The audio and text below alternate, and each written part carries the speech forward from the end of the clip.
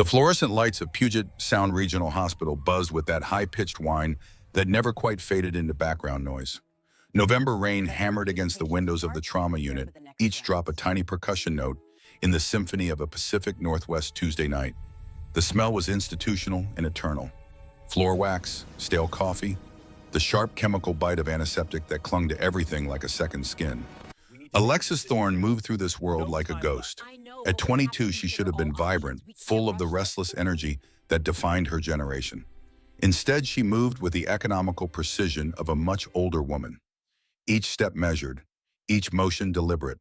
Her hands flew over the crash cart supplies with a speed that unnerved the older nurses restocking plastic-wrapped syringes and intubation kits with the mechanical efficiency of someone who had done this 1,000 times in much worse conditions. She was young, she was capable, and she was absolutely crushingly bored.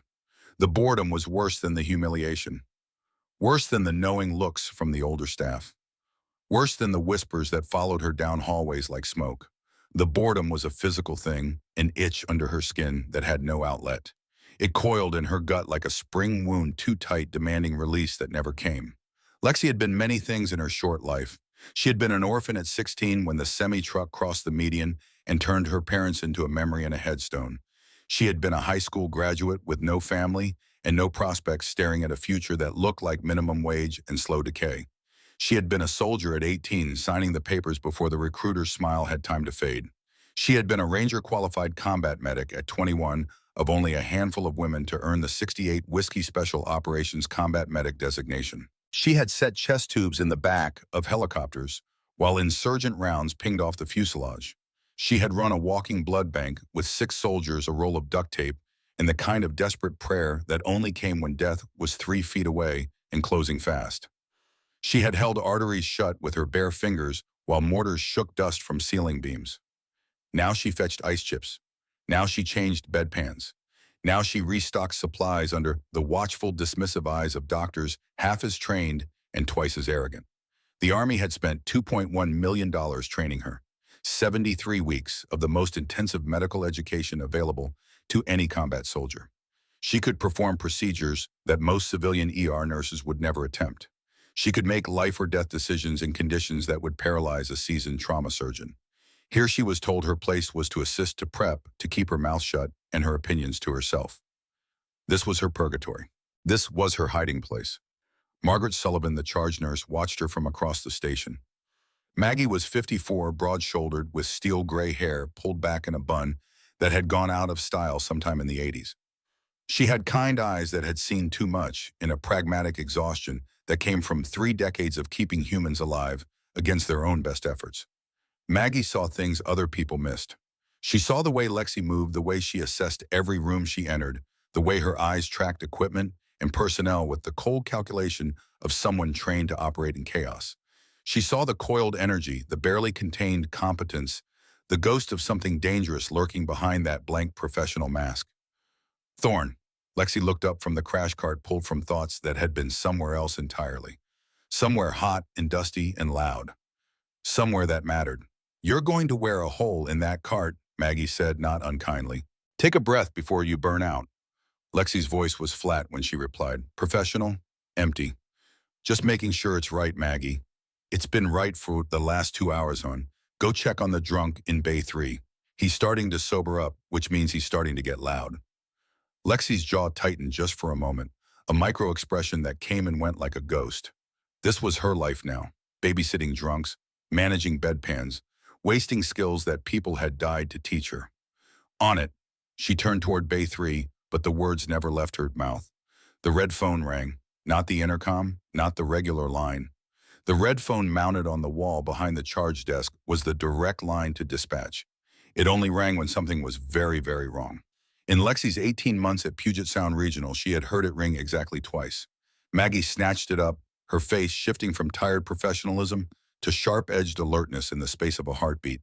"Sullivan. Yes, I understand. How many?" Her face went pale. Actually pale, the color draining like water from a broken dam. "Oh God, okay, we're on it." She slammed the phone down and her voice cut through the ambient noise of the ER like a scalpel through skin. "Listen up, people, multi-car pileup on the I-5 bridge. Black ice, they're calling it a mass casualty event. Level 1 trauma activation. 6 critical, 10 walking wounded. EMS is 5 minutes out with the first wave. I want every bay prepped and somebody get Dr. Brennan now. The ER exploded into motion. The board shuffling energy evaporated, replaced by a frantic high-strung readiness that hummed like a plucked wire. Doors hissed open, carts rattled down hallways. Dr. Emily Hartwell, a second-year resident with the perpetually worried expression of someone who knew she was in over her head, began nervously laying out surgical trays, her hands already trembling. Lexi felt something inside her shift, click, like a switch flipping. The boredom evaporated. The frustration burned away like morning fog. What remained was cold familiar and sharp as broken glass. This was what her body remembered.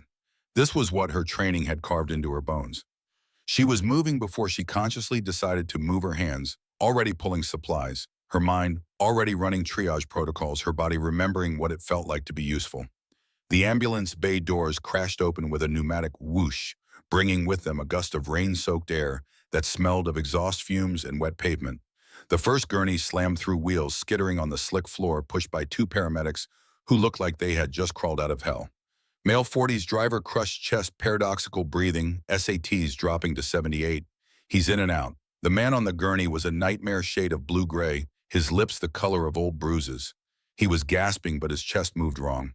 Horribly wrong, sucking in when he exhaled, pushing out when he tried to inhale. Classic severe flail chest. His ribs were a broken basket, multiple fractures creating a floating segment that moved independently from the rest of his chest wall. Every breath was making him worse. Every attempt to pull in oxygen was crushing his lungs instead. Dr. Marcus Brennan strode into the bay like he was answering a curtain call. At 48, he wore his authority like armor sharp and designed to intimidate. He was the chief attending of trauma surgery, a position he had clawed his way into through a combination of genuine skill and ruthless political maneuvering. He loved the title. He loved the white coat. He loved the godlike power of being the final word in a room full of life and death. He pointed a general directing troops. Bay 1, Hartwell, you're with me. Thorne, you assist. Let's move, people. Move. They swarmed the gurney like ants on a carcass, transferring the man to the trauma bay bed with practiced efficiency. The patient was terrifying to look at. His chest moved with that sickening, independent motion, the broken ribs creating a segment that defied the normal mechanics of breathing. His oxygen saturation was dropping, despite the non-rebreather mask pumping pure oxygen into his lungs.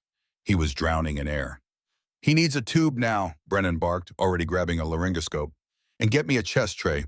Hartwell, you're inserting the tube. Dr. Emily Hartwell nodded, her face pale and slick with a fine sheen of nervous sweat. She grabbed the scalpel from the sterile tray, her hands visibly trembling.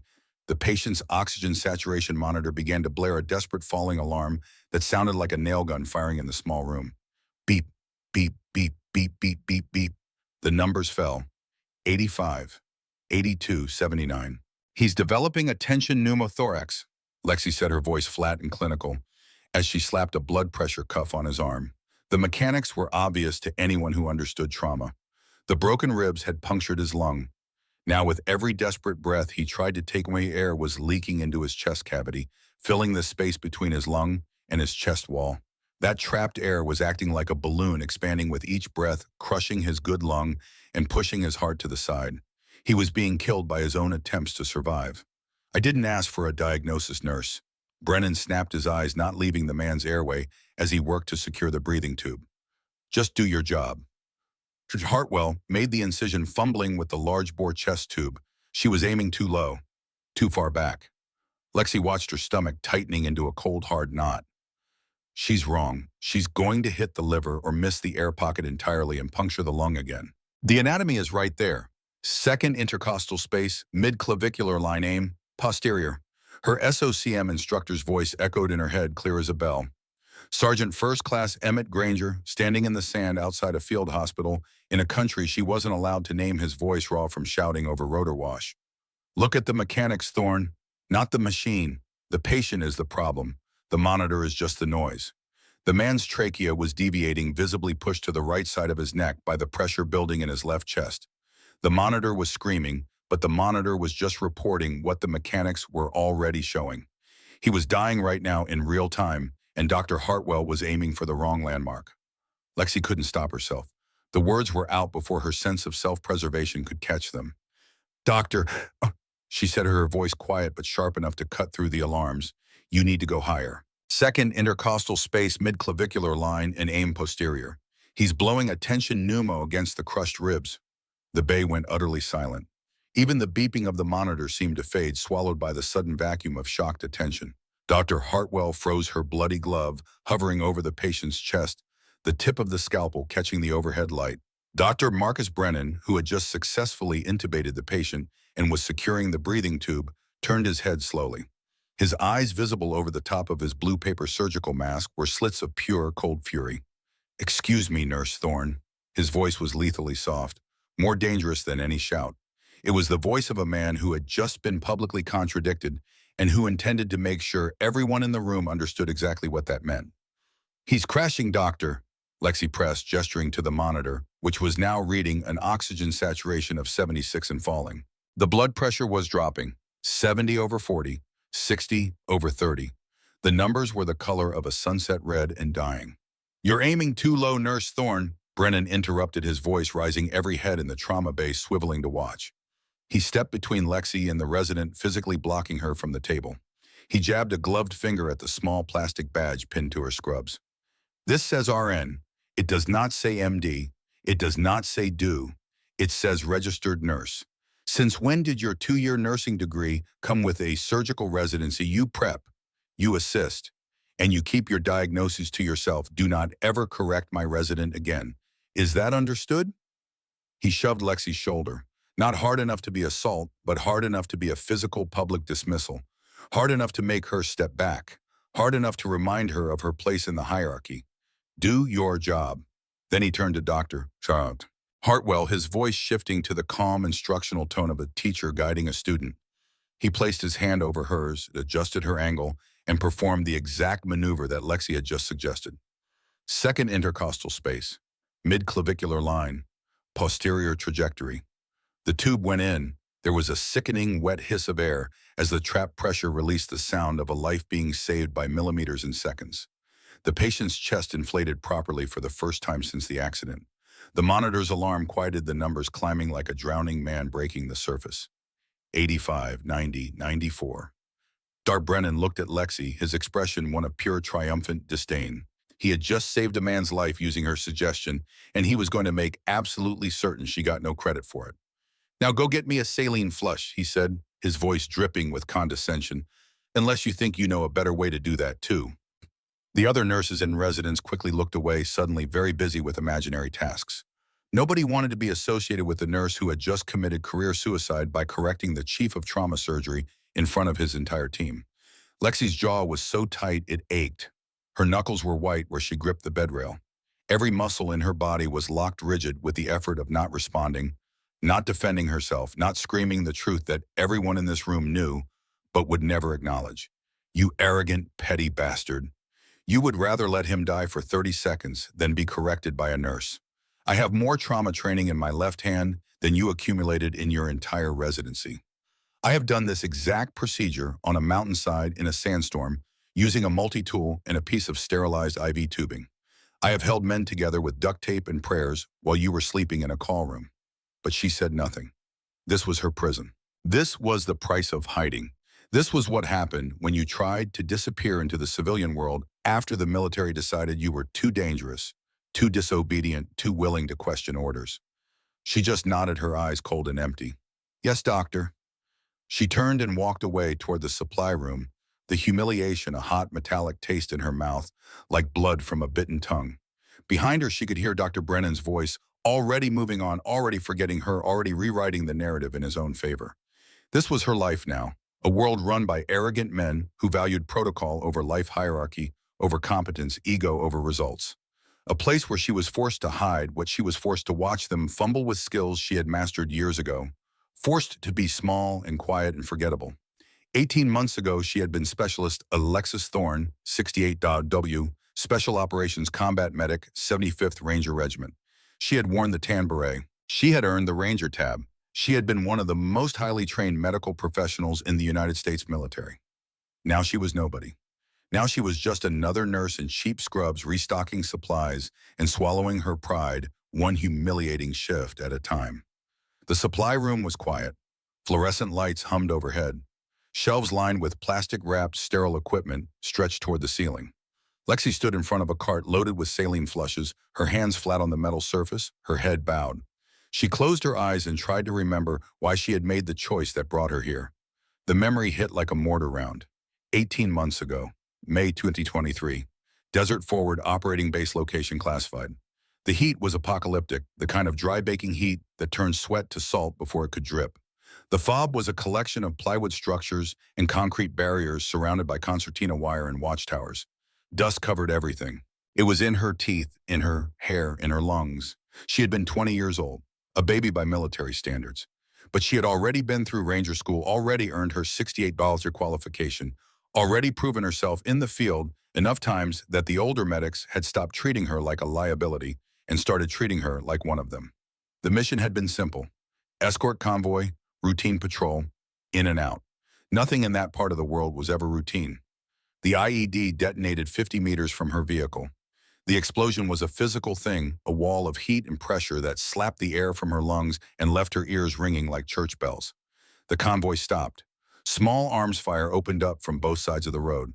Ambush, classic L-shaped kill zone.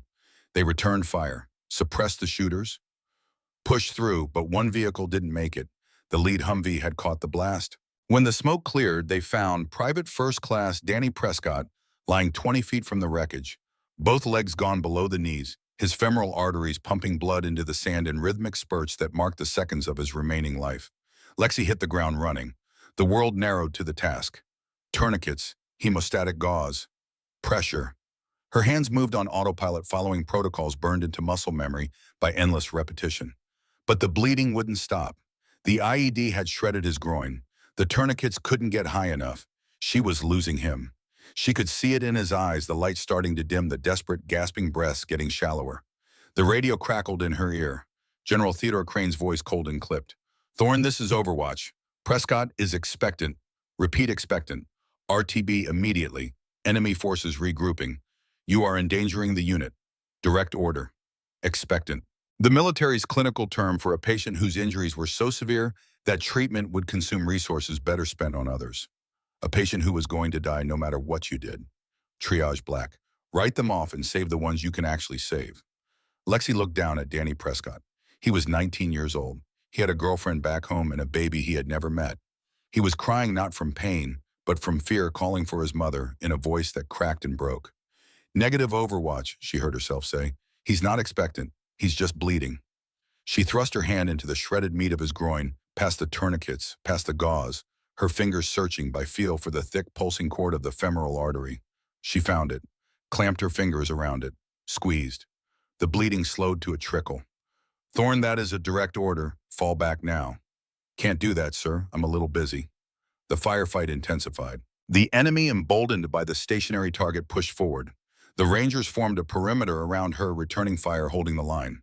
Lexi kept her hand buried in Danny's groin, her fingers locked around his artery, her other hand working to establish an IV pushing fluids, trying to buy time. The medevac helicopter took 47 minutes to arrive. 47 minutes of sustained combat. 47 minutes with her hand inside another human being, literally holding his life between her fingers. 3 Rangers died holding that perimeter. Staff Sergeant Marcus Mitchell, 32, father of 2. Corporal James Hayes, 24, engaged to be married. Private First Class Anthony Turner, 20, who had been in country for exactly 11 days. They died so she could save one. Danny Prescott survived. He made it to the field hospital. Then to Germany, then to Walter Reed. They fitted him with prosthetics. He rehabbed. He eventually re-enlisted. Lexi stood before a court-martial hearing 3 weeks later.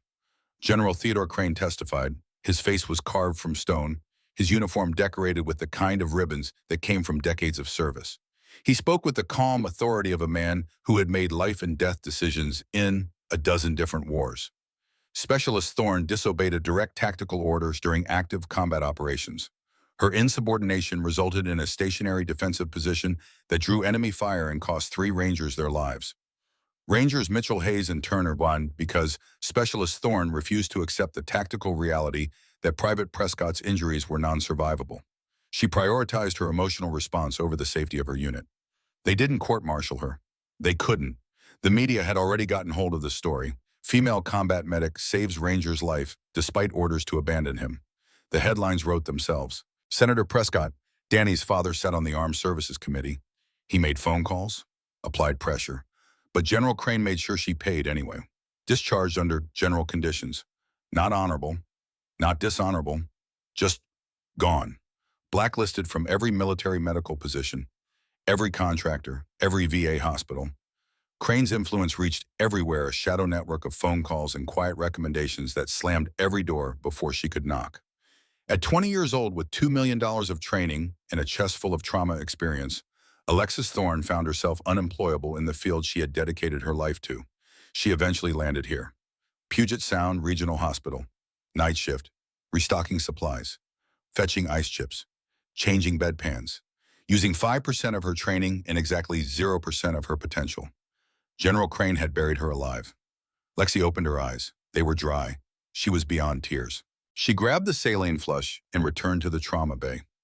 The rest of the shift blurred together. More patients from the pileup. Broken bones, lacerations, a few more critical cases that Dr. Brennan handled with his typical combination of genuine skill and theatrical arrogance. Lexi assisted. She prepped. She kept her mouth shut. At 3 in the morning, during a brief lull, she stood at the nurse's station updating charts. The ER had quieted. Most critical patients stabilized or transferred. The storm outside had eased to a drizzle. A man sat in the waiting area. Lexi wouldn't have noticed him except that he had been there since before the mass casualty event. He wore a dark gray hoodie pulled up over his head, athletic build visible even through the loose clothing. He sat with the kind of stillness that suggested military training. Not fidgeting, not checking his phone, just waiting. When Lexi glanced his way, he was looking directly at her. Their eyes met for just a moment. He didn't look away, didn't pretend he hadn't been staring. There was something in that gaze, a kind of recognition that made Lexi's pulse spike. Then she saw it, just a glimpse as he shifted his arm. A tattoo barely visible below the sleeve of his hoodie. Navy Trident, the SEAL insignia. He raised his phone to his ear, never breaking eye contact with Lexi, and spoke quietly. She couldn't hear the words, but she could read his lips well enough. Target confirmed, visual on Thorne. She's exactly what we need. Lexi's hand trembled, just for a second, just long enough for her to realize that 18 months of hiding might be coming to an end. She looked away, pretending she hadn't seen, pretending she hadn't understood. But her heart was hammering against her ribs like it was trying to escape her chest. When she looked back, the man was gone. The shift ended at 7 a.m. Dawn was breaking over Tacoma, painting the low clouds in shades of bruised purple and dirty gold. Lexi changed out of her scrubs in the locker room, moving slowly, her body aching with the familiar exhaustion of a night shift spent on her feet. She pulled on jeans and a sweatshirt, laced up her worn running shoes, and grabbed her backpack. Everything she owned that mattered fit in that bag. Some clothes, a toothbrush, a photo of her parents that she never looked at but couldn't throw away, her challenge coin from Ranger School, a folded flag from Danny Prescott's father sent with a note she had never been able to read. She walked out the back exit, avoiding the main hallways, avoiding the possibility of running into Dr. Brennan or any of the other staff. The rain had stopped, but the air was cold and damp, smelling of wet asphalt and the salt tang of Puget Sound somewhere in the distance. She was halfway to the bus stop when her phone rang. Unknown number. She stared at it, thumb hovering over the decline button. Nobody called her. She had no family, no friends. The few people from her old life who still had her number knew better than to use it. She answered anyway. Thorne. The voice on the other end was male, professional, with the kind of careful neutrality that came from years of delivering bad news. Specialist Thorne, this is Colonel Nathan Hayes, Joint Special Operations Command. I need you to listen very carefully. Lexi stopped walking. The world seemed to tilt slightly, like she was standing on the deck of a ship in rough seas. I'm not specialist anything, she said carefully. I was discharged. I'm aware. I'm calling because approximately 4 hours ago, a level 1 trauma patient was brought to your hospital. Male, mid-30s, multiple gunshot wounds. Does this ring a bell? Lexi's mouth went dry. I don't know what you're talking about. His name is Lieutenant Garrett Rhodes, call sign Phoenix. Navy SEAL Team 6. He was on a classified operation when he was ambushed by a professional kill team. 40 gunshot wounds, Precision targeting designed to bypass body armor and cause maximum bleeding. He should be dead right now. But he's not, because you cracked his chest open with a scalpel and held his aorta shut with your bare hands. Lexi said nothing. Her brain was screaming at her to hang up, to run, to disappear. But her feet stayed planted on the wet sidewalk. Miss Thorne, Lieutenant Rhodes, was not a random victim. He was on his way to recruit you when he was ambushed. Someone with access to highly classified personnel files knew he was coming for you. Someone wanted him dead before he could make contact. Why would he want to recruit me? Lexi asked, her voice barely above a whisper. I'm burned. I'm toxic. Nobody wants me. That's not entirely accurate. There are people who very much want you, people who understand what you are and what you can do, people who need someone who will disobey orders when those orders are wrong. Lieutenant Rhodes has been looking for you for 8 months, Miss Thorne, and tonight you proved you're exactly what he hoped you'd be. A black sedan pulled up to the curb beside her, government plates, tinted windows. The rear door opened. Colonel Hayes's voice continued in her ear. Get in the car, Miss Thorne. We need to talk about what happens next. And we need to do it somewhere General Crane can't listen. Lexi stood on the sidewalk, rain beginning to fall again, the phone cold against her ear. Inside the sedan, she could see 2 figures, a man in a suit, a woman with short hair, and the hard eyes of someone who had seen too much. She thought about the man in the waiting room, the Navy Trident tattoo, the whispered phone call. She thought about Lieutenant Rhodes, whoever he was, bleeding out in a trauma bay because he had been coming to find her. She thought about the last 18 months, the suffocating boredom, the humiliation, the waste of everything she had been trained to do. She got in the car, the door closed with a solid final sound. The sedan pulled away from the curb, merging into morning traffic, carrying her away from Puget Sound Regional Hospital and towards something she couldn't yet name. Behind her in the rearview mirror, she watched the hospital disappear into the rain in the distance. She never looked back. The sedan moved through Tacoma's morning traffic with the smooth confidence of a vehicle that never worried about being pulled over. Inside, the leather seats smelled expensive. The windows were tinted dark enough that the world outside looked like it was drowning in shadow. Lexi sat in the back seat, hands folded in her lap, every muscle coiled and ready. The man in the suit sat beside her, close enough to be a threat, but far enough to be polite. The woman drove, her eyes flicking to the rearview mirror every few seconds, checking not just for tails but for Lexi's reactions. These were not people who made mistakes. Agent Cole Blackwell was 42 years old and looked like he had spent most of those years reading classified files in windowless rooms. His suit was charcoal gray and perfectly tailored. His face was unremarkable in that deliberate way that suggested years of practice at being forgettable. But his eyes were sharp, analytical, constantly processing information like a computer running background calculations. Agent Victoria Sterling drove with one hand on the wheel, the other resting casually near her hip, where Lexi could see the subtle bulge of a concealed sidearm. She was 38, lean and hard, in the way that came from actual combat rather than gym workouts. Her hair was cut military short, dark with threads of silver at the temples. She had the kind of face that never fully relaxed, always maintaining a low-level vigilance that marked her as someone who had survived situations where relaxation meant death. Neither of them had shown badges. They didn't need to. Everything about them screamed federal authority with the kind of quiet confidence that came from operating in spaces where normal rules didn't apply. Blackwell spoke first, his voice calm and measured. Before we go any further, Miss Thorne, I need you to understand something. Nothing we're about to tell you is on any official record. This conversation doesn't exist. The car you're sitting in doesn't exist. We don't exist. Are we clear? Crystal, Lexi replied, her voice flat. Good. Then let's start with what you already know. The patient you saved last night, Lieutenant Garrett Rhodes, callsign Phoenix, is one of the most decorated special operations soldiers currently serving. Team 6, multiple classified operations, the kind of record that would be impressive if anyone was allowed to read it. Sterling glanced in the mirror, catching Lexi's eyes. 8 months ago, Rhodes started looking for someone, a combat medic with a very specific skill set and a very specific history, someone who had proven they would prioritize saving lives over following orders, someone who had been burned by the system badly enough that they had no reason to trust it anymore. He was looking for me, Lexi said quietly. For 8 months, Blackwell confirmed. He tracked you through back channels, pulled strings we didn't even know existed, waited until he had approval to make contact. Last night was supposed to be that contact. He was going to walk into your ER, introduce himself, and make you an offer. But he didn't make it, Lexi said. No, he got ambushed 3 blocks from the hospital. Professional hit team, 12 shooters. They knew exactly where he was going and exactly when. The only reason he survived was because he's arguably the best close-quarters combatant in the Navy, and he had the advantage of surprise. He killed 4 of them before they put him down. Sterling took a corner smoothly, the sedan's suspension absorbing the turn like water over rocks. The wounds you saw weren't random, she continued. That was a plate dump, professional mobility kill. They were aiming for the gaps in his body armor. Bilateral axillae inguinal regions, supraclavicular zones, pelvis gutters.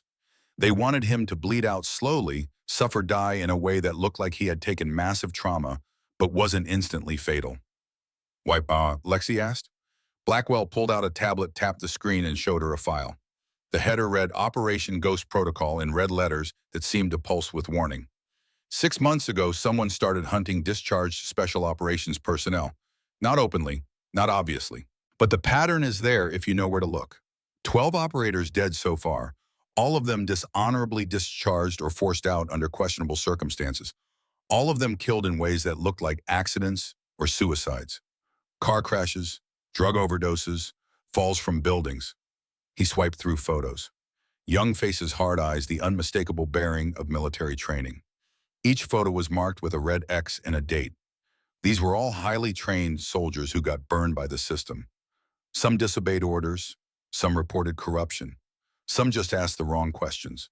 The military cast them out, and someone is systematically eliminating them before they can be recruited by units like the one Rhodes is building. Lexi stared at the photos, her mind working through the implications. You think someone is trying to prevent the formation of black ops units made up of burned operators? We know someone is, Sterling said, because they also tried to kill you. The sedan pulled into an underground parking garage, descending 3 levels into concrete and darkness.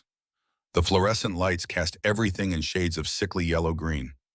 Sterling parked in a spot far from the entrance between 2 support pillars that created a natural blind spot from the security cameras.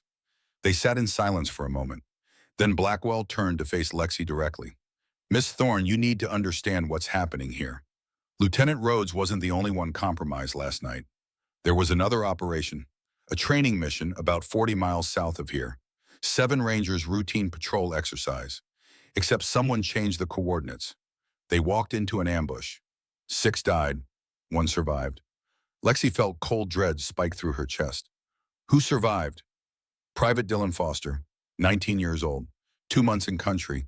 He survived because he was carrying something very, very important. Documents, evidence, proof of defense contract fraud on a scale that makes Watergate look like a parking ticket. $4.2 billion, Miss Thorne. 42 people implicated. Pentagon officials, congressional staffers, defense contractors, and the man at the center of it all. Blackwell swiped to a new photo. An older man in dress uniform, chest covered in ribbons, face carved from granite. General stars on his shoulders. General Theodore Crane. Lexi stopped breathing. She knew that face. She had stared at it across a hearing room 18 months ago while he systematically destroyed her career. She had memorized every line, every cold angle, every expression of righteous authority as he explained to a panel of officers why Specialist Alexis Thorne was too dangerous to remain in uniform. Crane, she whispered. Crane, Blackwell confirmed. Retired 4 years ago, moved into the private sector, defense consulting. He's been on contractor payroll for 15 years, using his position to steer contracts, bury evidence, eliminate threats. Private Foster's documents would send him to prison for the rest of his life, along with 3 senators, a dozen Pentagon officials, and more contractors than we can count. Sterling turned in her seat, her hard eyes fixed on Lexi. The ambush that killed Foster's unit wasn't an accident. Crane ordered it. He has enough residual influence to access classified mission parameters. He changed the coordinates, sent them into a kill zone, and tried to eliminate the evidence. But Foster survived. And now Crane is trying to finish the job. Lexi's hands were shaking. She pressed them flat against her thighs, willing them to be still. The 3 Rangers who died during my evac, she said, her voice barely above a whisper. Mitchell, Hayes, Turner. Did Crane position them there on purpose? The silence in the car was answer enough. Blackwell's voice was gentle when he spoke. We believe so. They were investigating irregularities in contract spending. They had started asking questions. Crane needed them dead, but he couldn't just execute his own men. So he created a situation. He sent Private Prescott's unit into an area with known IED activity. He waited for the inevitable casualty, and then he gave you an order he knew you would disobey. He used me, Lexi said, the words tasting like ash. He used me to murder 3 of his own soldiers and then blamed me for their deaths. Yes. And then he buried me so deep I could never tell anyone. Yes. Lexi closed her eyes. She saw their faces. Staff Sergeant Marcus Mitchell, 32, who had shown her photos of his daughters every chance he got. Corporal James Hayes, 24, who had been planning his wedding and kept asking her opinion on flowers because his fiancée wanted someone with a woman's perspective. Private First Class Anthony Turner, 20, who had been so new to the unit that he still flinched at loud noises. They had died holding a perimeter so she could save one life, and their deaths had been part of a plan. Their sacrifice had been manufactured. They had been murdered not by enemy combatants but by their own commanding officer, and their blood was on her hands because she had been too stupid to see the game being played. She opened her eyes. They were dry. She was beyond tears. "Where's Private Foster now?" "That's why we're here," Sterling said. "He's in protective custody, safe house. But we have a problem. Someone inside the protection detail is compromised. Foster was moved to a secure hospital room 6 hours ago. 2 hours ago, someone tried to inject him with succinylcholine. Fast-acting paralytic. Untraceable if it works. The only reason he's alive is because he woke up and hit the panic button." "So you can't trust your own people," Lexi said. "We can't trust anyone," Blackwell replied, "which is why we're offering you a job." He handed her the tablet. On the screen was a dossier, her dossier, service record, training certifications, performance evaluations, court-martial hearing transcripts. Everything. "Private Foster won't talk to our medics. He doesn't trust anyone in uniform. But he knows who you are. Every soldier who went through Ranger training in the last 5 years knows the story of the medic who disobeyed a general and saved a Ranger's life. You're a legend in certain circles, Miss Thorne. A cautionary tale about what happens when you do the right thing in an organization that values obedience over morality." "So you want me to babysit a 19-year-old while you hunt for your mole," Lexi said. "We want you to keep him alive," Sterling corrected, "and we want you to help us figure out who's trying to kill him. Because whoever it is has access to classified personnel movements, safe house locations, and protection detail rosters. That's not a mole. That's a network." Lexi looked at the tablet, at her own face staring back from a photo taken during her court-martial. She looked young in that picture, angry and defiant, and absolutely certain she had made the right choice. She wasn't sure of anything anymore. "Why should I trust you?" she asked. "How do I know you're not part of whatever network you're describing?" "You don't," Blackwell admitted. "But consider this. If we wanted you dead, you'd be dead. If we wanted you disappeared, you'd be gone. We're offering you a choice, Miss Thorne. You can walk away right now. Go back to your apartment, pack your things, and run. Crane's people will find you eventually, but you might get 6 months, maybe a year, if you're careful. Or," Lexi prompted, "or you come with us. Help us protect Foster. Help us take down Crane and everyone else involved in this. And when it's over, Lieutenant Rhodes would very much like to have a conversation with you about joining Task Force Revenant." "What's Revenant?" Sterling smiled for the first time, a hard, predatory expression. "Soldiers the system threw away. Operators too dangerous or too honest to fit in the regular chain of command. We do the jobs that don't exist in places that aren't on maps against people who officially died years ago. Rhodes is building a unit of burned operators because burned operators have nothing left to lose and no reason to follow orders they know are wrong." Lexi thought about the last 18 months. The boredom, the humiliation, the slow grinding erosion of everything she had been trained to be. She thought about Dr. Brennan's condescending smile and the knowledge that she would spend the rest of her life fetching ice chips and keeping her mouth shut. She thought about Mitchell Hayes and Turner dying for a lie. She thought about Private Foster, 19 years old and alone, waiting for someone to finish what they had started. "Show me the safe house," she said. The abandoned building was on the south side of Tacoma, wedged between a warehouse district and a stretch of industrial waterfront that had been dying slowly since the 70s. The structure had once been a Veterans Affairs overflow facility, a place where wounded soldiers waited for beds to open up at the main hospital. Budget cuts had closed it 5 years ago. Now it was just another piece of urban decay chain link fence and plywood over the windows. Perfect for hiding someone. They entered through a side door that looked locked but opened smoothly when Sterling pressed her palm against a concealed biometric reader. Inside the building was less decrepit than it appeared from the street. Someone had done work here recently. The floors were swept clean.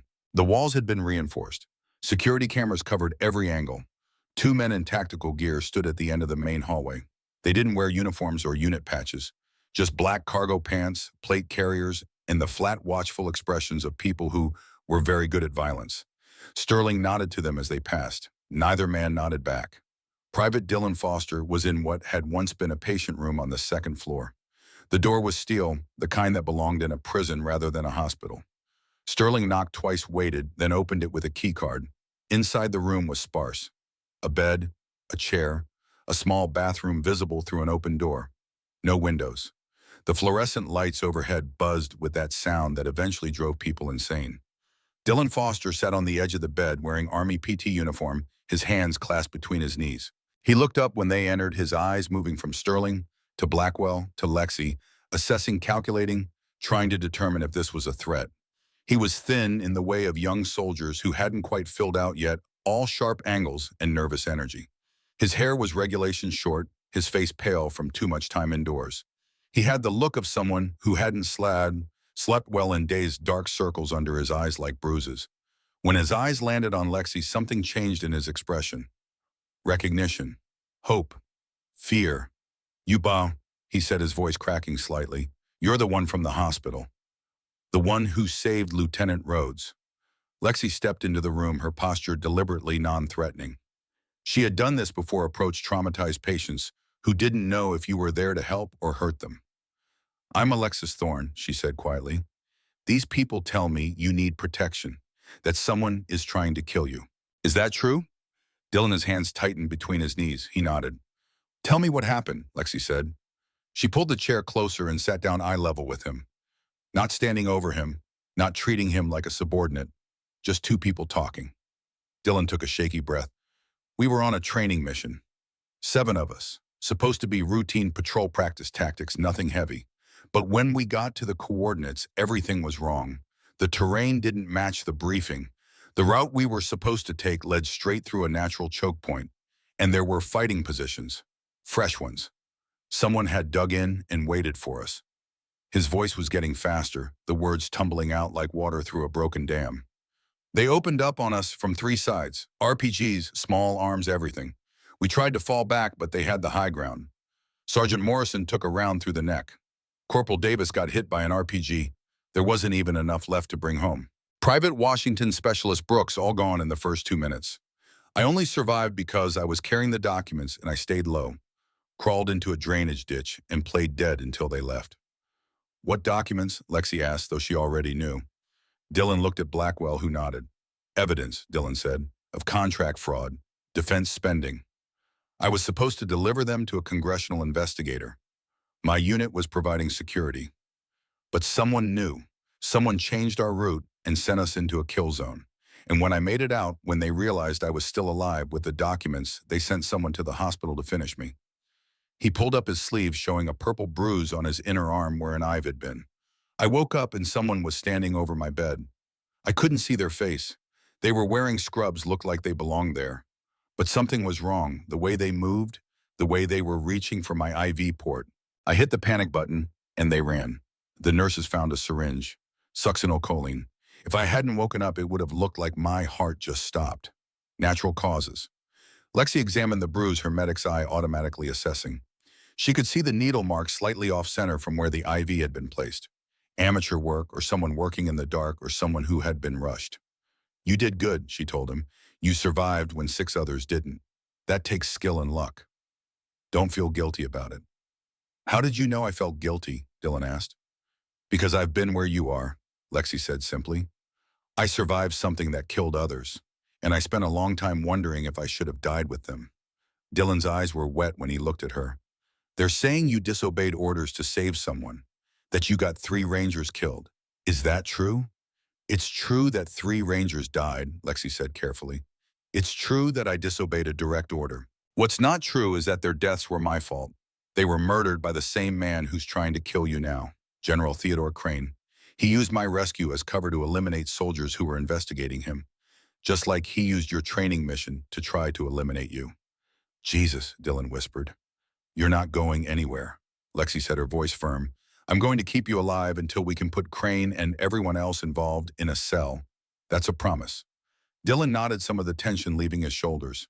He believed her, or at least he wanted to believe her badly enough that it amounted to the same thing. Sterling cleared her throat. Miss Thorne, we need to discuss logistics. This location is secure for now, but we have to assume it's been compromised. Crane has access to too many channels. We need to move Foster somewhere they won't think to look. Lexi stood, her mind already working through the problem. She had learned tactical thinking from some of the best soldiers in the world. The question wasn't where to hide someone. The question was where to hide someone that your enemy would never consider searching. I have an idea, she said, but I'm going to need to make a phone call. She pulled out her cell phone, scrolled through her contacts, and stopped at a name she hadn't called in 18 months. Sergeant First Class Emmett Granger. Her finger hovered over the call button. Granger had been her primary instructor during SOCM training. He was the one who had taught her how to set a chest tube in the dark, how to perform a cricothyrotomy with a ballpoint pen, how to stay calm when everything was trying to kill you and the person you were responsible for. He was also one of the few people from her old life who had sent her a message after her discharge. Just 2 words. Stay ready. She pressed call. The phone rang 3 times before a gravelly voice answered. This is Granger. Sergeant Granger, it's Thorne. There was a pause, then a sound that might have been a laugh or a cough or both. Well, I'll be damned, Lexi Thorne. Heard you got buried deep. You okay? I've been better, Sergeant. I need help. Big trouble. Need a safe place and backup. Where and when? You still volunteer at that old VA training facility, the one they're shutting down. Every Tuesday and Thursday. Place is a ghost town, but I like the quiet. Can you get me inside with a package that needs protecting? There was a longer pause this time. When Granger spoke again, his voice had shifted from casual to tactical. How hot is this package? 40 people want him dead, including General Crane. The silence on the other end of the line was profound. Then Granger spoke, his voice hard as iron. Crane, the bastard who buried you, the same. Fuck Crane, get here, I'll round up some old dogs. It's about time someone reminded these assholes what real soldiers look like. He gave her an address. Lexi memorized it without writing anything down. We'll be there in 2 hours. I'll be ready. And Thorne, whatever you did to piss off Crane this time, I'm proud of you. The line went dead. Lexi looked at Sterling and Blackwell. We're moving him to the old VA training facility on the outskirts. It's been closed for years, barely on any maps, and the only person who goes there regularly is a 68-year-old retired Ranger medic who hates generals and loves a good fight. Blackwell frowned. That's not exactly secure. It's perfect, Lexi countered. Crane is looking for official safe houses, military facilities, places with proper security protocols.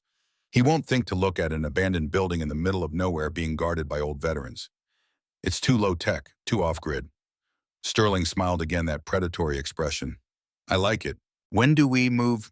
Now, Lexi said, before whoever's watching this place figures out we're planning something. They moved Dylan in an unmarked van, Sterling driving Blackwell in the passenger seat, Lexi in the back with Dylan. The 2 tactical guards followed in a separate vehicle. The sun was climbing higher now, burning through the morning clouds, painting Tacoma in shades of gray and gold. Dylan was silent for most of the drive, staring out the window at the passing city. Finally, he spoke. Why are you doing this? You don't know me. You don't owe me anything. Lexi thought about how to answer that. She thought about Danny Prescott, about Mitchell and Hayes and Turner, about all the people she had saved and all the people she hadn't. Because someone has to, she said finally.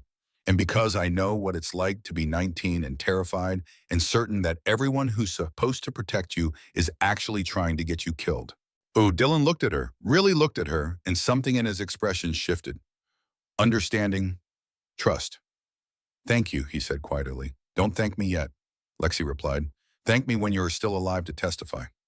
The van turned off the main highway onto a 2-lane road that wound through scrub forest and abandoned industrial lots. The old VA training facility appeared after 20 minutes, exactly as unpromising as Lexi had hoped. Chain link fence, plywood windows, weeds growing through cracks in the parking lot. A figure stood waiting at the gate. Sergeant First Class Emmett Granger was 68 years old and looked like he had been carved from seasoned oak. He was 6 feet tall, broad-shouldered, with iron gray hair cut military short, and a face that had weathered decades of sun, sand, and bad decisions. He wore jeans work boots and a flannel shirt rolled up to reveal forearms covered in scars that told stories he would never volunteer. When he saw Lexi through the van window, his weathered face split into a grin. The van stopped. Lexi got out. Granger crossed the distance in 3 strides and pulled her into a hug that lifted her feet off the ground. "Damn, it's good to see you, Thorne." "You too, Sergeant," Lexi said, smiling for the first time in what felt like years. Granger set her down and looked her over with the critical eye of someone who had trained thousands of soldiers and could spot weakness from 100 yards. "You've been hiding," he said. It wasn't a question. 18 months. That's a long time to be away from the work. You still sharp, sharp enough to crack a Navy SEAL's chest last night and pull him back from the edge. Granger's eyebrows went up. Field expedient thoracotomy, with a scalpel in pure spite. "That's my girl," Granger said, the pride evident in his voice. Then his expression hardened. "Now tell me about Crane. Tell me why I'm about to make an enemy of a general." Lexi told him everything.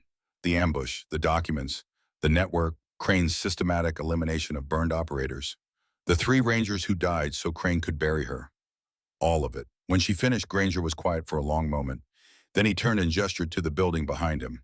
"I made some calls, got a couple old dogs who were interested in a good fight. Come meet the team." Inside the training facility, 2 men waited.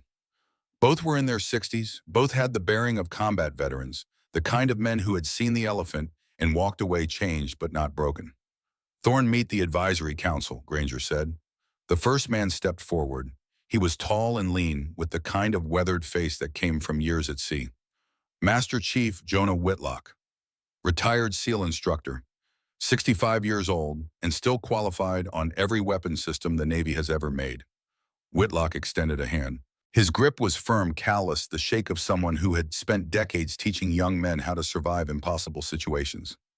"Any operator who cracks a chest with her bare hands has my respect," he said, his voice carrying the flat vowels of somewhere in the upper Midwest. "I'm here to teach you everything I know about defensive tactics, and then we're going to make sure this kid lives long enough to test it." Lexi shook his hand and felt something settle in her chest. These were her people. This was her tribe.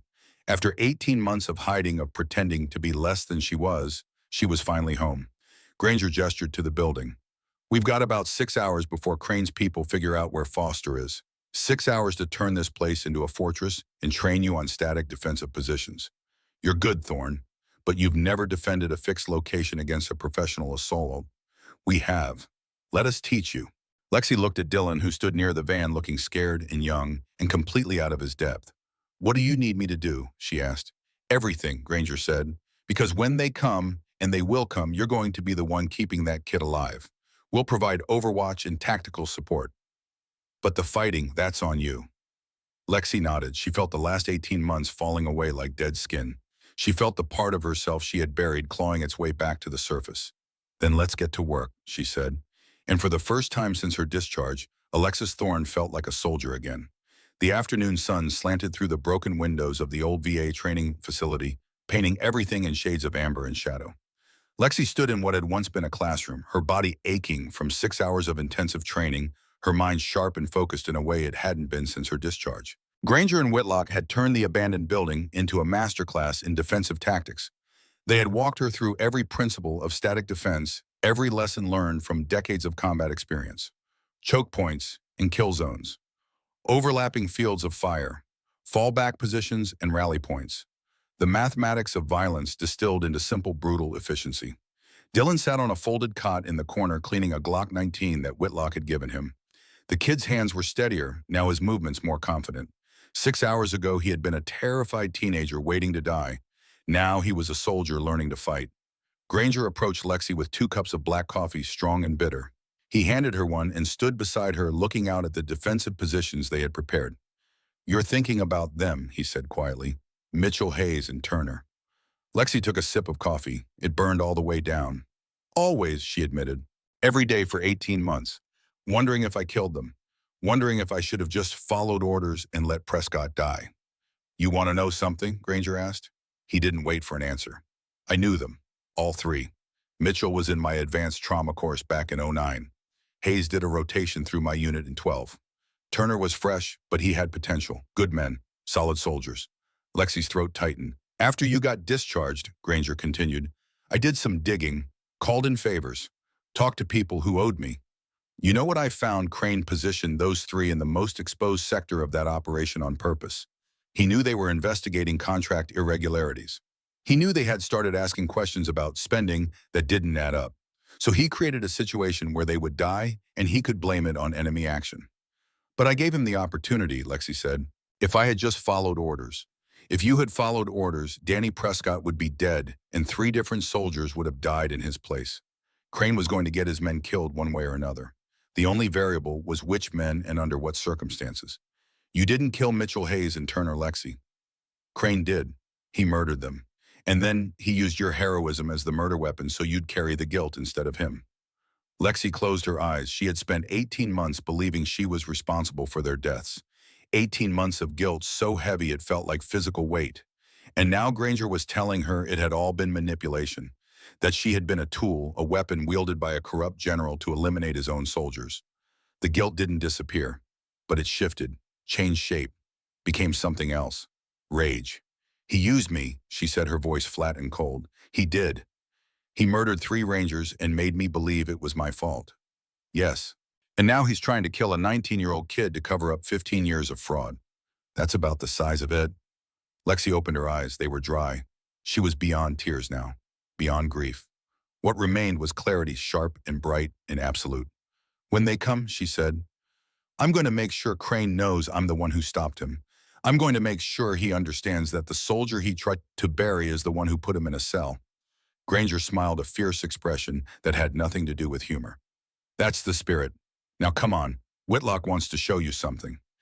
They found the Master Chief on the 2nd floor standing in what had once been a supply room. He had cleared away the debris and set up a table covered in weapons. Not military issue. Personal firearms, the kind that civilians could legally own. Hunting rifles, shotguns, a few handguns. This is what we're working with, Whitlock said, gesturing to the modest arsenal. Nothing fancy, nothing illegal. Just tools that old men use for sport and home defense. But in the right hands, in the right positions, they'll be enough.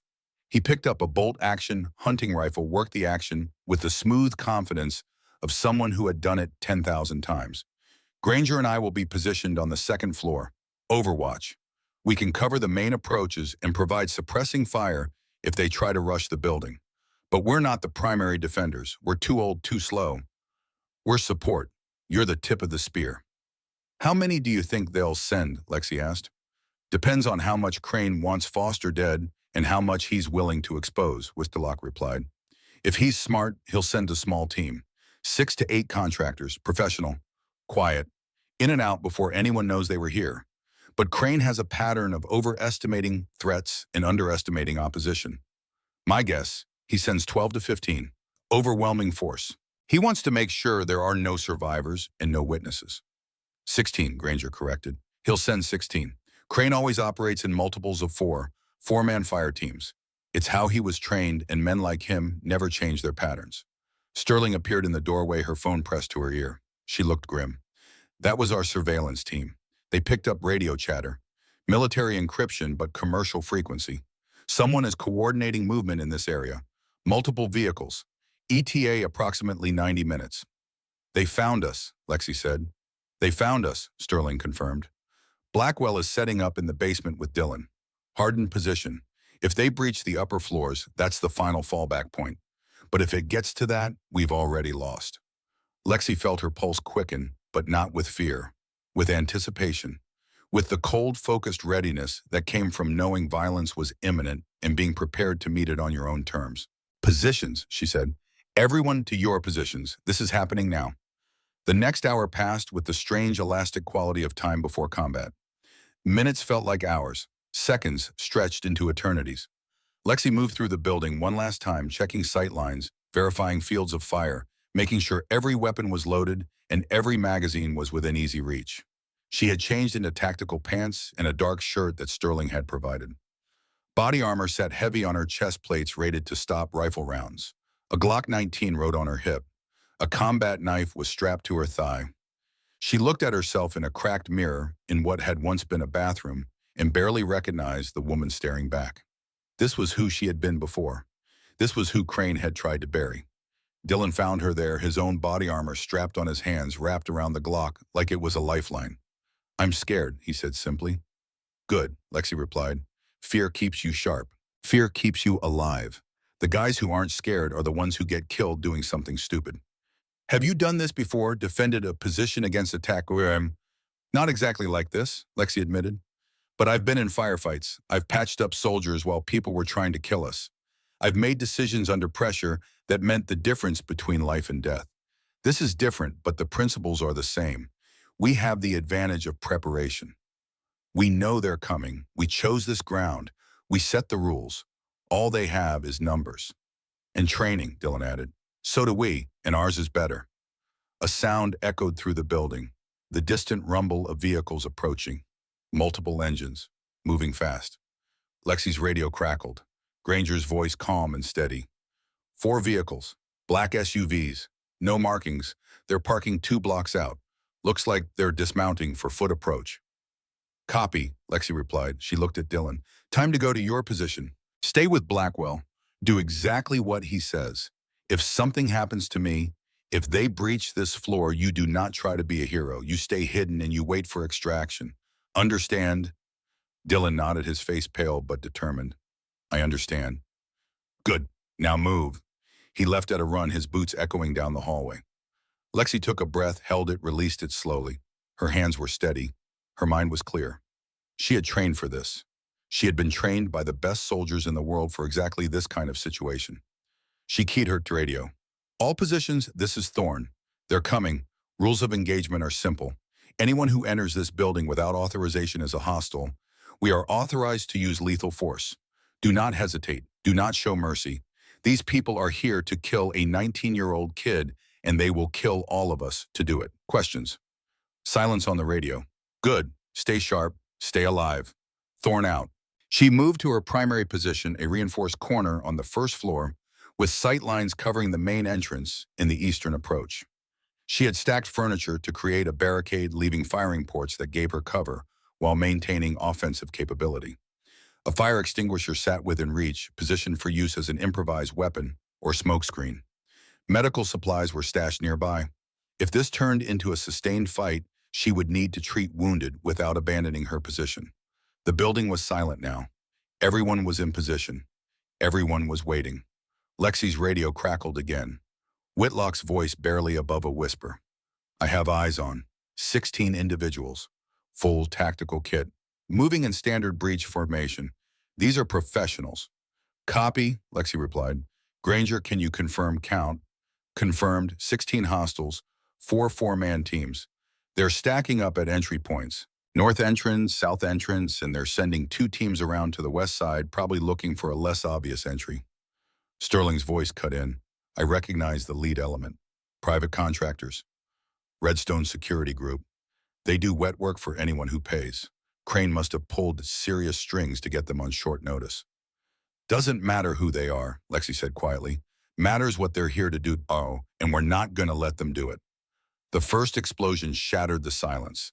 The north entrance blew inward in a spray of wood and metal, a breaching charge that turned the door into shrapnel. 4 men poured through the smoke weapons, up moving with the fluid coordination of a team that had trained together for years. Lexi let them get 3 steps inside. Then she triggered the fire extinguisher. She had rigged it to blow using basic chemistry and materials she found in the maintenance closet. When it went off, it filled the entrance with a choking cloud of white powder and chemical fog. The contractors stumbled, visibility dropping to 0, their carefully planned entry turning into chaos.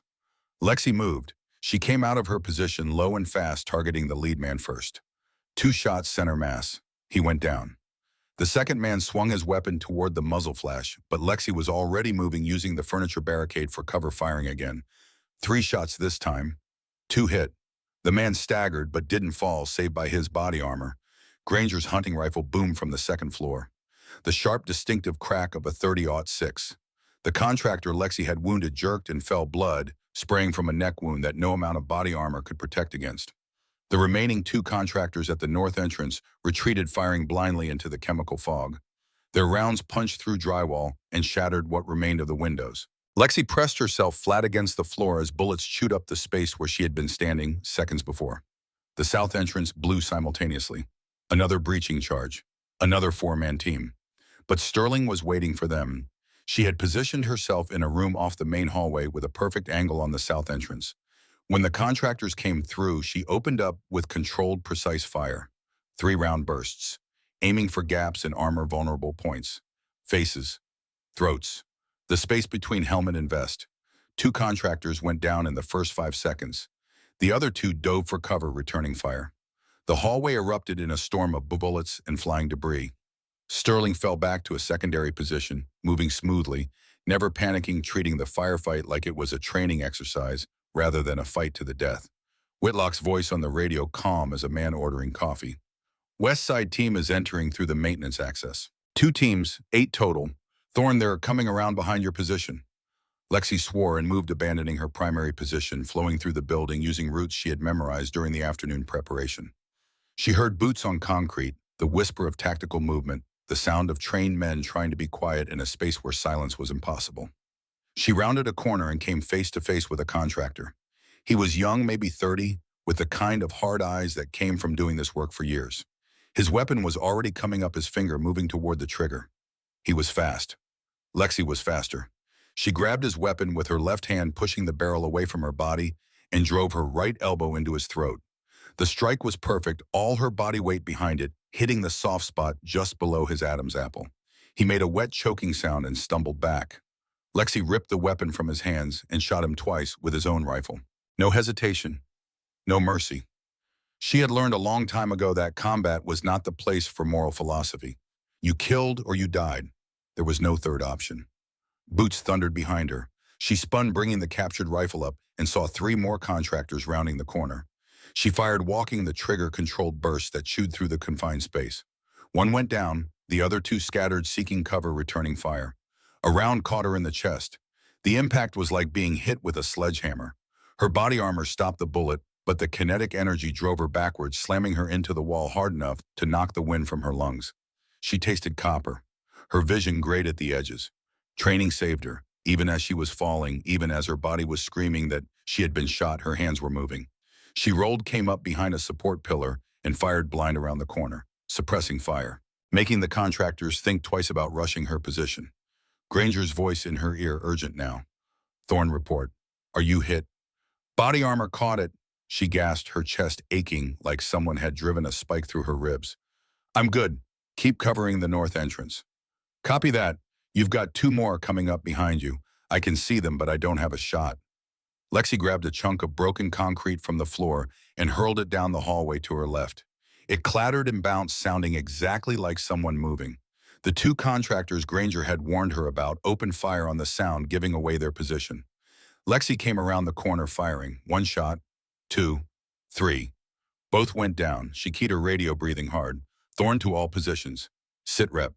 Sterling responded first. South entrance is clear. 4 down.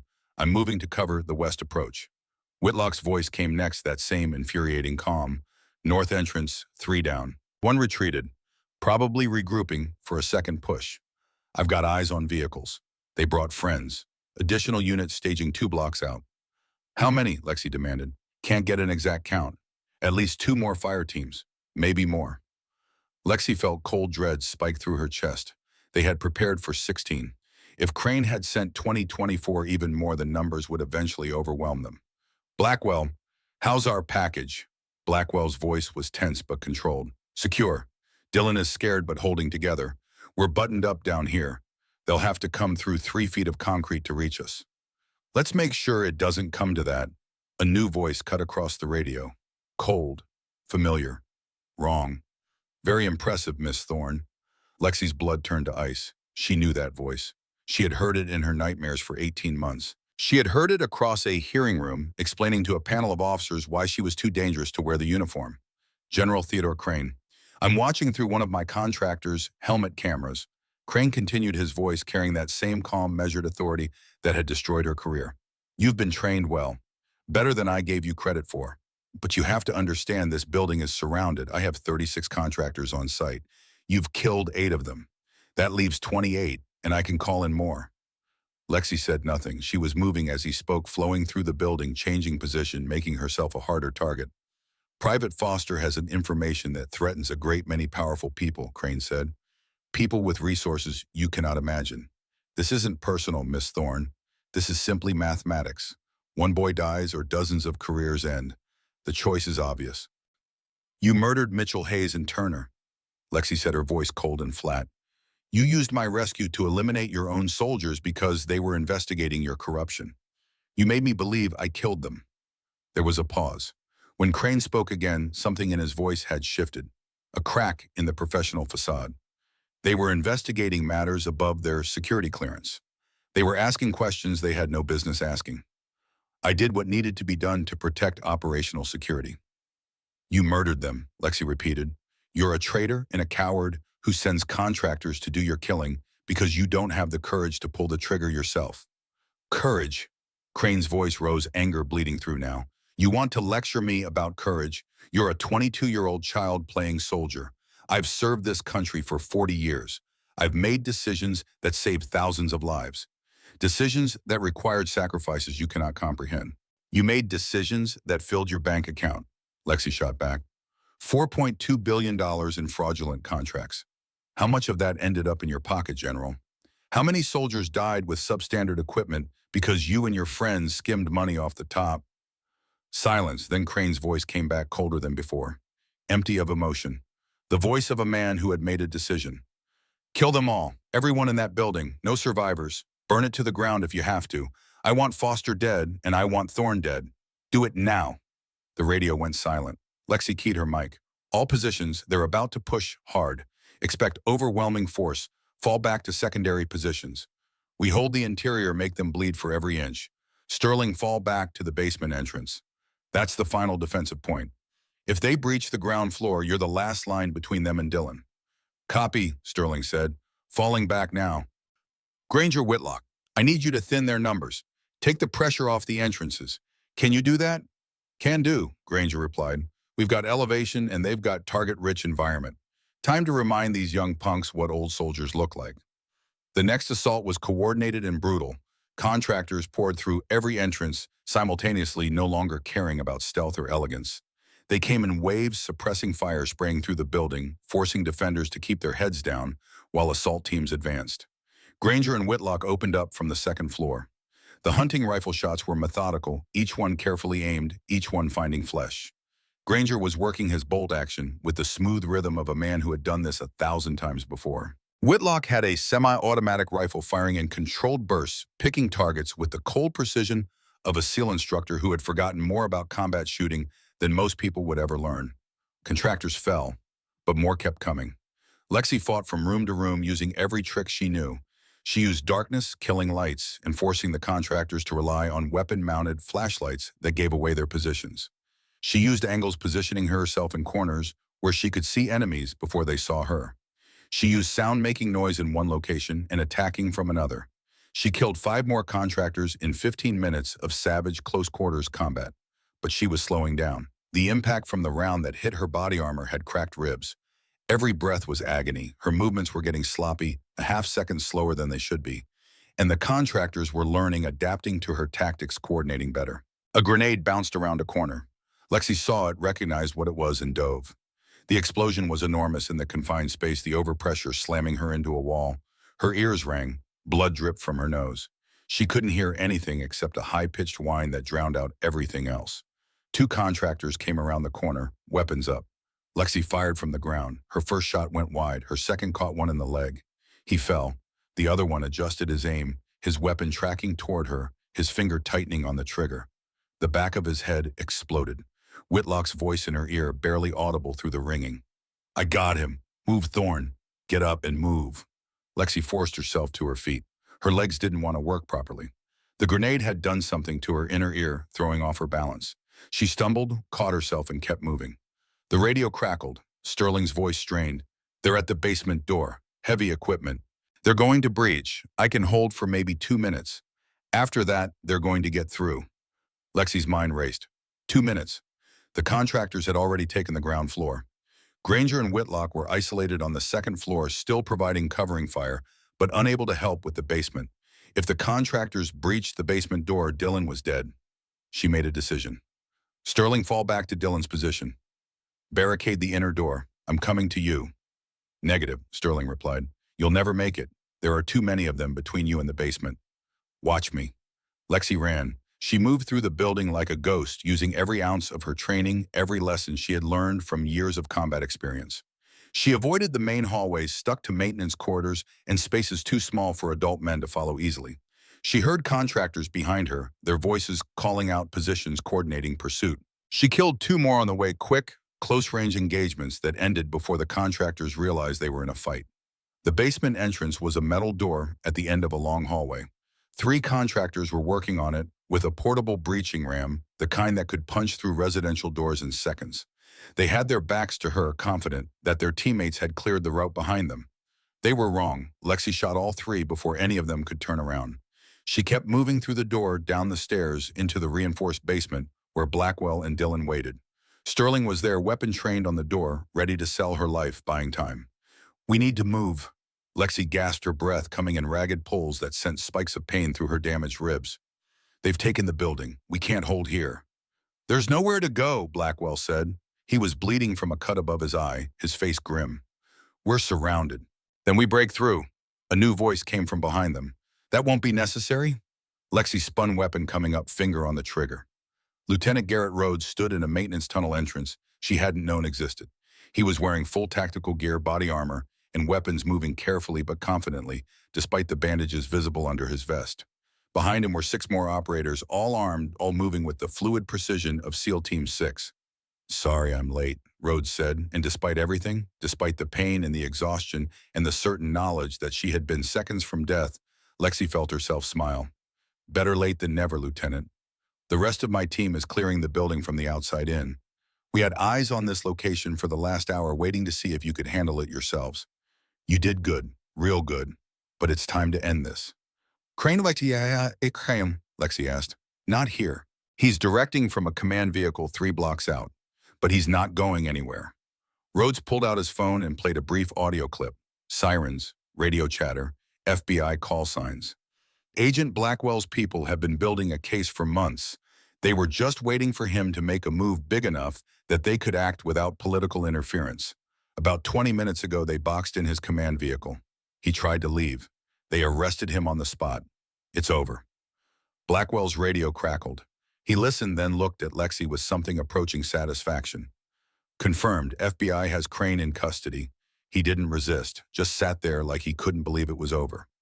Lexi felt something release in her chest. Not relief, not joy, just completion. Good, she said quietly. I want to see him go to trial. I want to watch him rot in a cell. You will, Sterling promised. We'll make sure of it. Rhodes looked at Dillon, who sat against the wall looking shell-shocked and exhausted. Private Foster, you've had a hell of a day, but you're safe now. And thanks to Miss Thorne here, you're going to live long enough to testify and put a lot of very bad people in very small cells. The sound of gunfire above them was intensifying, but it was different now. Not the one-sided assault of contractors overwhelming defenders. This was a two-way fight, professional operators engaging in the kind of high-speed combat that SEAL teams trained for their entire careers. It lasted less than 10 minutes. When Rhodes' team gave the all-clear, Lexi climbed back up to the ground floor. The building was a wreck. Bullet holes in every wall, blood on the floors, bodies of contractors lying where they had fallen. Granger and Whitlock came down from the second floor, both moving slowly, both looking every one of their years. But they were grinning. Not bad for a bunch of old men and a 22-year-old woman, Granger said. Not bad at all, Whitlock agreed. We counted 15 confirmed enemy casualties. SEAL team got another 8. That's 23 out of 36. The rest scattered when they realized they were fighting actual military operators instead of civilians. Lexi felt her legs give out. She sat down hard on a chunk of broken concrete, her body finally registering all the damage it had taken. Her ribs were definitely cracked. She had cuts and bruises everywhere. Her hearing was still partially gone from the grenade. But she was alive. They were all alive.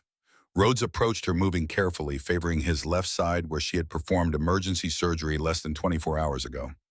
That was the most impressive defensive action I've seen from someone not on a SEAL team, he said. Granger tells me you orchestrated the whole thing in less than 6 hours. Turned this building into a fortress and held off a force 3 times your size. I had good teachers, Lexi replied, nodding toward Granger and Whitlock. You had good instincts, Rhodes corrected. The teachers just showed you how to use them, which brings me to why I was coming to find you in the first place.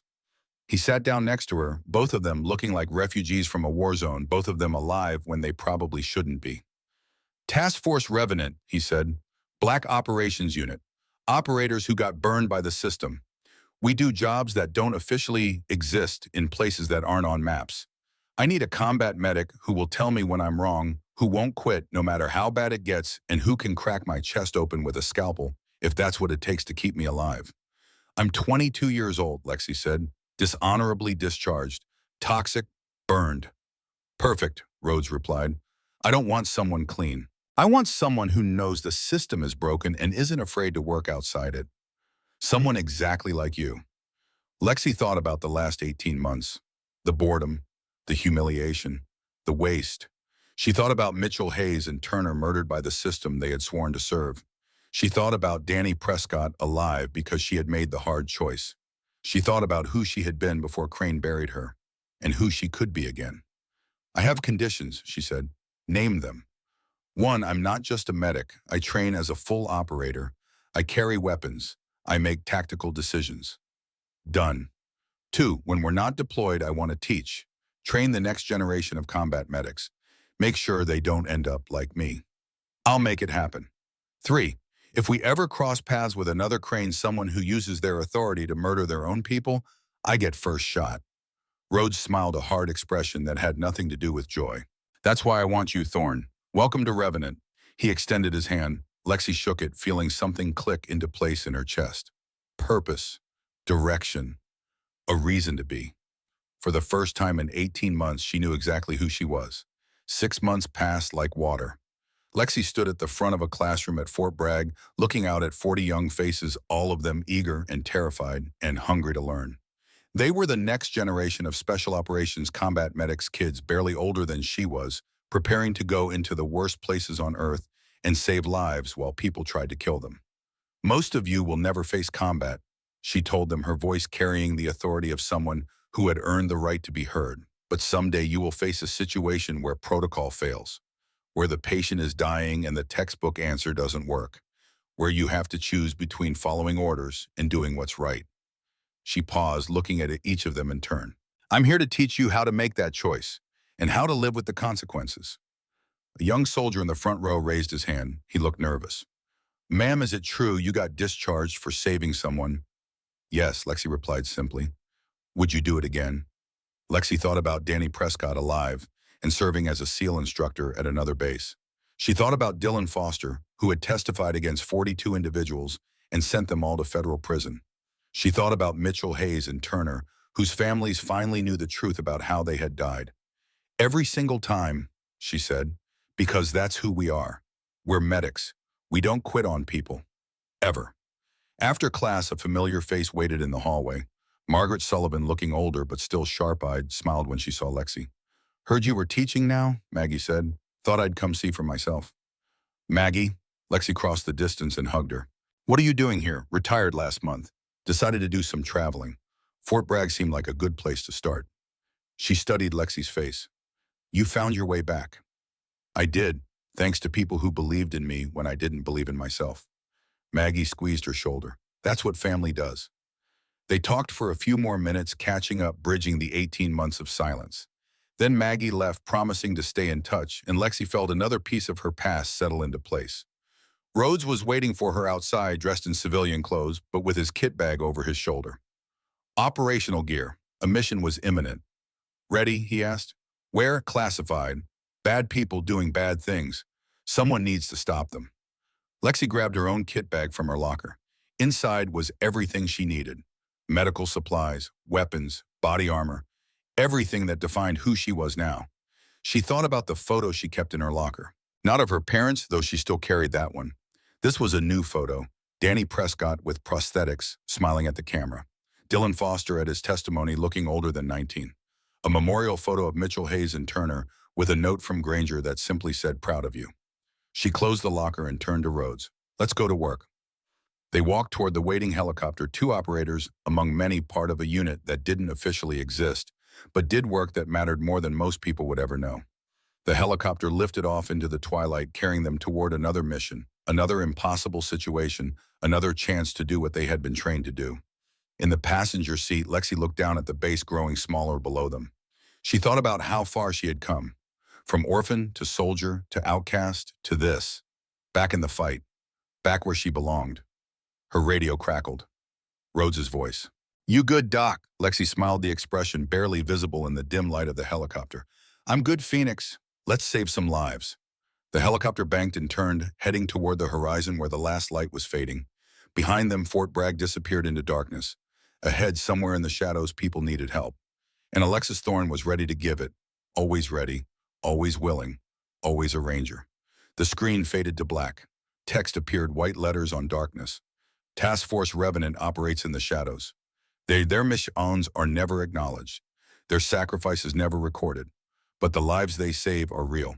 Alexis Thorne continues to serve as combat medic and instructor. She has deployed on 47 classified missions and trained over 300 special operations combat medics. Private Dylan Foster testified against 42 individuals. All received federal sentences ranging from 15 years to life. General Theodore Crane received life imprisonment without parole for murder, treason, and racketeering conspiracy. Sergeant First Class Emmett Granger and Master Chief Jonah Whitlock continue to serve as senior tactical advisors and instructors. They have trained hundreds of young operators and remain active in veteran support organizations. The names of Staff Sergeant Marcus Mitchell, Corporal James Hayes, and Private First Class Anthony Turner have been added to the Special Operations Memorial. Their families were informed of the true circumstances of their deaths. General Crane's role in their murders was officially acknowledged. Private First Class Daniel Prescott serves as a SEAL instructor. He walks on prosthetic legs and trains the next generation of warriors. Once a ranger, always a ranger. The text faded. The screen went dark.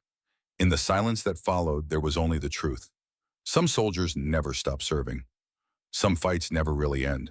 And some people refuse to be buried no matter how deep the grave. Alexis Thorne was one of them, and her story was just beginning.